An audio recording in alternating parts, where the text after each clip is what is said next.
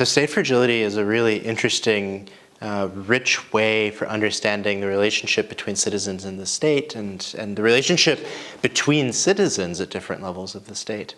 And a lot of what we work on in this policy brief is understanding how different concepts of state fragility, different empirical ways of understanding it, aren't necessarily the right way or the wrong way to understand it, but offer different tools and different lenses for understanding social and political dynamics that development policymakers have to deal with. And one example we look at is the relationship between gender and state fragility.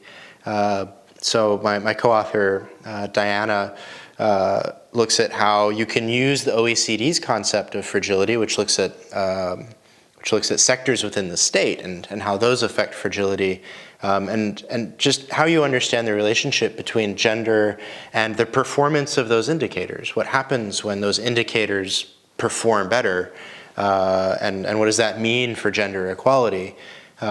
Another model or another concept of state fragility is the IDOS model, where we look at constellations of fragility. So how does fragility manifest at the state level?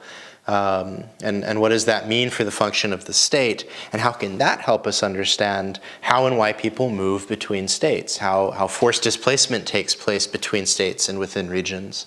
And again, it's not that the model is the right one or the wrong one, but it provides a different lens for understanding a social dynamic and a cross-border social dynamic that's really important right now in development cooperation.